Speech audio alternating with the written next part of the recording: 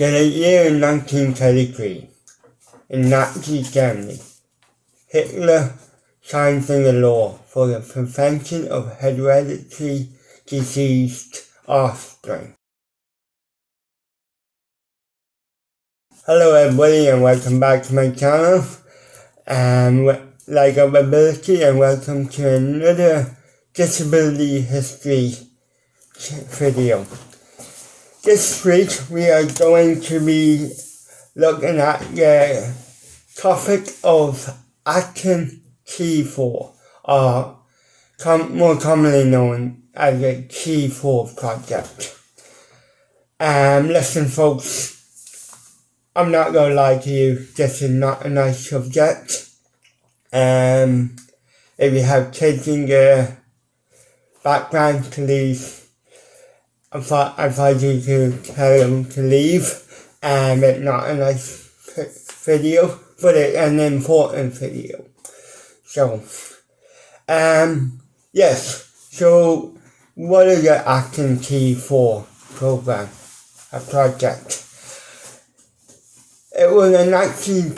Basically, it was an action project to involuntarily euthanize people with disabilities in Germany. It took place between the period years 1939 to 1941 officially, but unofficially it continued throughout the war to 1945, when the war ended. It is estimated that up to 300,000 people with disabilities ranging from epilepsy, schizophrenia, Huntington's disease, Down syndrome were killed.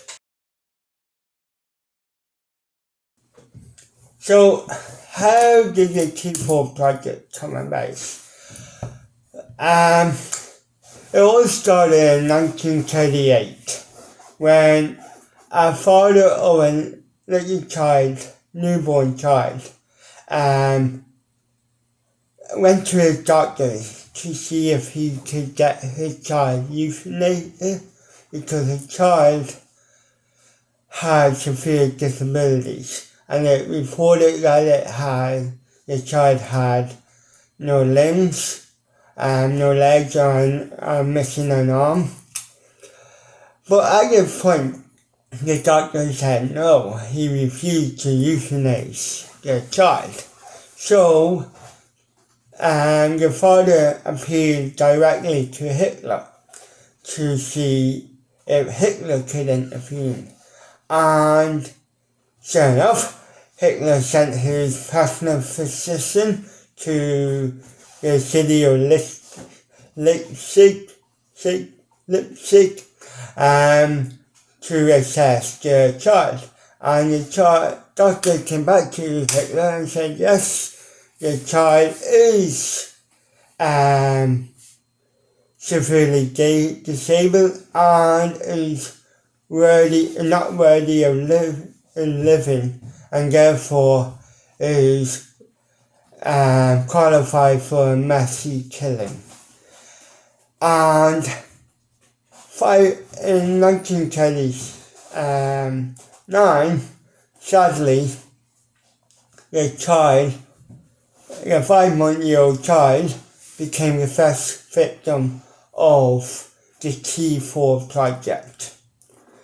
5 weeks later, Hitler asked his physician, Karl Brandt, and another guy called Philip Buzel, a German name, sorry for mispronouncing it,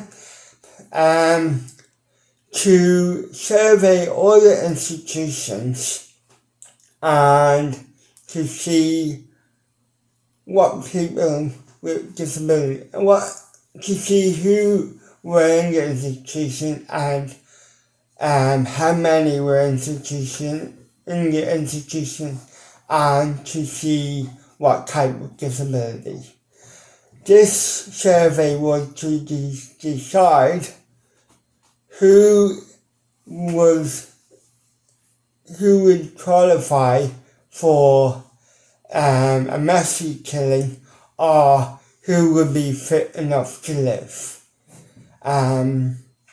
So after sending a survey out to all the institutions, hospitals and care homes for the chronically ill, the two gentlemen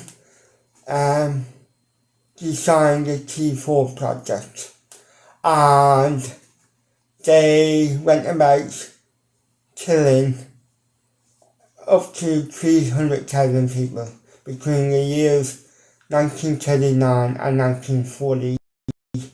Officially, the project only went on between 1939 and 1941, when by that time there were like 70,000 people killed and 5,000 again were children.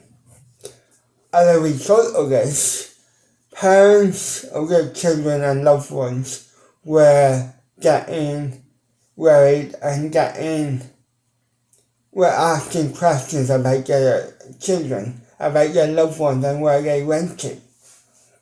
And the Nazi Party were getting nervous. So they officially ended the program in 1941, but unofficially the T4 program continued until the end of the war in 1945. So, as you can see, people, it's not a nice topic, and certainly not an easy topic to talk about. This is only a fraction, a skim of information out there, and I want to do with justice, and I want to be able to tell you more, but at the same time, it's very difficult to read this stuff for anyone, regardless if you have a disability or not. With that said, I think it's important to remember this stuff,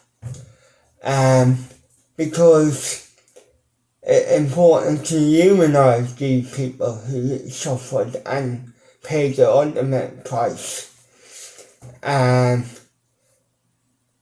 Like, these were victims, just like the 6 million Jews and the millions of other victims of the Holocaust.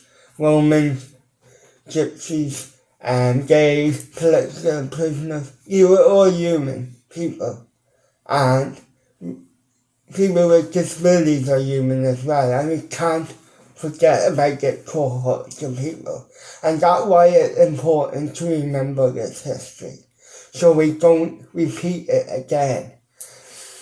And we remember, okay, while we have come a long way, and we have, there's still work to be done, and we need to improve ourselves, and we are doing that, thankfully. Yes, so thanks very much for watching, and see you in the next video, which I will promise will be a nice video, a more joyous video. Don't know what I will do, but I promise it's going to be a more joyous video. Thanks very much for watching, and talk to you soon. Bye.